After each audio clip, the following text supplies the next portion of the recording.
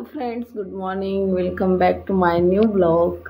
स्वीटी ब्लॉगमध्ये तुम्हा सर्वांचं मनापासून स्वागत आहे. तर चला, आता वाजलेले आहे सकाळची 4:30 आणि मी उठलेली आहे, कारण कामं सकाळी सकाळी खूप सारे असते. तर चला पटापट आवरते आणि भेटते तुम्हाला थोड्याच वेळामध्ये. आज जो आहे हा माझा ड्रेस जो आहे बघा, दाखवते. हा असा आहे, म्हणजे बघू शकता. छान आहे. हा बोलवला तो मी मिशोवरून. ह्याची प्राइस आहे फक्त आणि फक्त, नाही माहीत तर जाऊन तुम्ही चेक करून घ्या आणि माहीतसुद्धा करा. खूप दिवसाची याला मी टाकून ठेवलं होतं कार्टमध्ये, आणि हा मी फायनली बोलवलेला आहे. आणि सोबतच छानपैकी लाईट वाईट मेकअप केलेलं होतं आणि लाईटसुद्धा लावलेला होता. आता करते, पहिले तर घेते झोप, कारण झोप खूप गरजेची आहे. माझं दुखत आहे डोकं. काही गोष्टी असते आपल्या घरामध्ये, कसं आहे ना, असो प्रत्येक गोष्ट आपण बोलू शकत नाही, बोलून दाखवू शकत नाही. ते वेळेनुसार सगळं काही ठीक होतात, चालतच राहतात. नेहमी मनाला तेच समजावायचं. तर चला पटापट आवरते आणि भेटते तुम्हाला थोड्याच वेळात, कारण आता झोप घेणं खूप आवश्यक आहे. माझं डोकं खूप जास्त दुखत आहे, कारण वातावरण घरचं तसं बनलेलं आहे. घरचं वातावरण म्हणजेच असंही नाही म्हणू शकत आपण, पण काही गोष्टी असते आपल्याला असं वाटते की नको व्हायला आणि त्या होते. त्यामुळे आपल्याला आपलं मन नेहमी दुखते.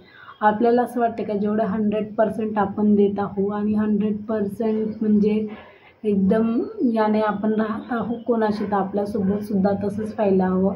म्हणजे आपण जर कोणासोबत इमानदारीने राहत आहे, या इमानदारीनं म्हणजे एक तुम्ही असं म्हणू शकता लॉयल असं. या बघा कसं आहे ना, खोटं म्हणजे ते कोणत्याही प्रकारचं ते एक खोटंच असते.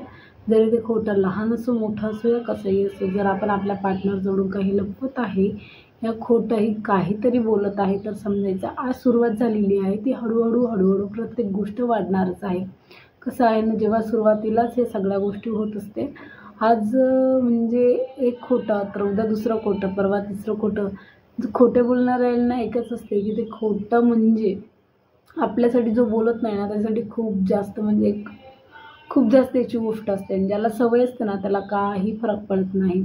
खोट्या लोकांपासून दूर राहा. जेवढं काही होईल ना, तुमचा पार्टनर जर असेल खोटं बोलत असेल, वारंवार त्याला समजून तर एकच समजायचं की नाही बाबा, याला समोरचं सुधरत नाही, तर त्याला बोलणं म्हणणं सगळं आपण सोडून द्यायचं.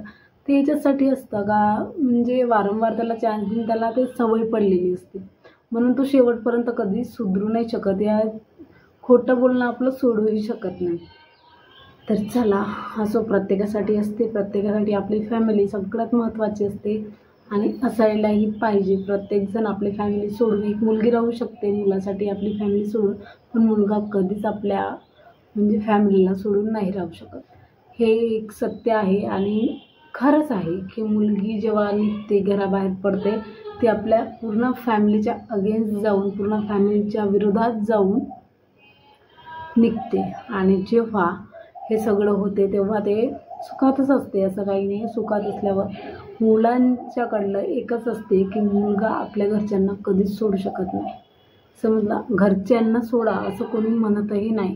प्रत्यक्ष हे असते की प्रत्येकानं आपलं एक समज जशी असते तसं वागायला पाहिजे. खोटं बोलणं हे मला क्वचितच आवडत नाही. आणि खरं सांगते तर माझ्या लाईफमध्ये पहिल्यांदा नाही तरी दुसऱ्यांदा हे असं घडलेलं आहे. असं नाही की जे काही झालं ते मला आधीचं मी कधीच आठवत नाही, कारण ते माझ्यासाठी एक खोटं स्वप्न आहे जे माझ्यासोबत आधी घडलं होतं.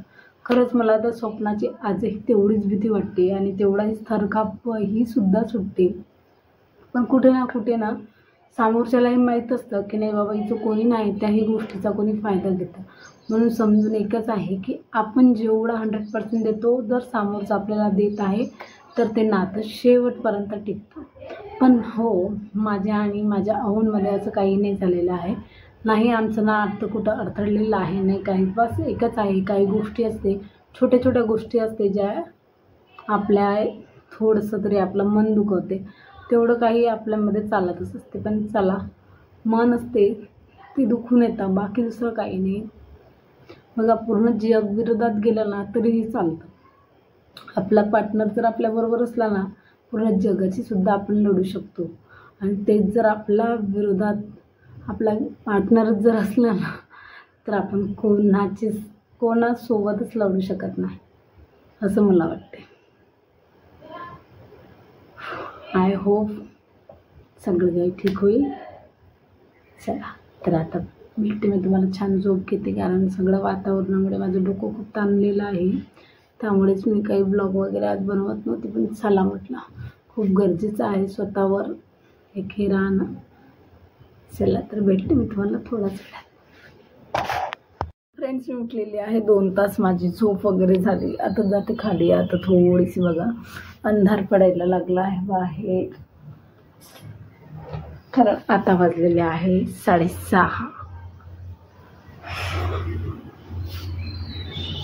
आता जाते पटापट किचनमध्ये कारण आता दिवे वगैरे लावायचे आहे. फ्रेश होते थोडीशी आणि काहीतरी खायला बनवते.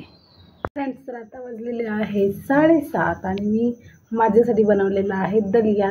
यामध्ये आहे मूग डाळ आणि दलिया छानपैकी तिखट मीठ वगैरे सगळं टाकून बनवलेलं आहे आणि तेही आहे 0 ऑइलमध्ये. तर चला पटापट करते संध्याकाळचं जेवण आणि भेटते तुम्हाला मी थोड्याच वेळामध्ये. आवडसाठी करते काहीतरी भाजी आणि पोळ्या. आणि उद्या आहे शनिवार तर साबुदाणा वगैरे भिजायला टाकायचं आहे. आता जायचं आहे बाहेरसुद्धा जेवण वगैरे करते. 7:30 वाजले आणि बाहेरून काही म्हणजे मला आणायचं आहे. फ्रूट तर नाही आणायचं, मिरची सांबार वगैरे असं काही भाजीचं आणायचं आहे आणि तिकडून आल्याच्या नंतर व्हिडिओ वगैरे एडिट करेन. तर चला हा ब्लॉग आज इथे सेंड करतो कारण माझं डोकं खूप जास्त दुखत आहे. कसं आहे ना सगळं काही हे झालं की मग आपलं ते एक चेंज होऊन जातं. त्यामुळे माझे डोळे आणि डोकं हे दोन्हीही खूप जास्त दुखत आहे. तर हा ब्लॉग मी इथे सेंड करतो. असेच नवीन नवीन ब्लॉग बघण्यासाठी स्टुडिओला सबस्क्राईब करा, लाईक करा, शेअर करा आणि कमेंट नक्की करा. हे जे तुम्हाला मागे दिसत आहे छानपैकी लावलेले जे बोर्ड आहे आता ते म्हणजे 1.5 वर्ष कंप्लीट झालेलं आहे पण अजूनही चांगलंच आहे. तर चला okay tata bye and love you. तोपर्यंत तुमची काळजी घ्या आणि तुमच्या फॅमिलीची सुद्धा काळजी घ्या.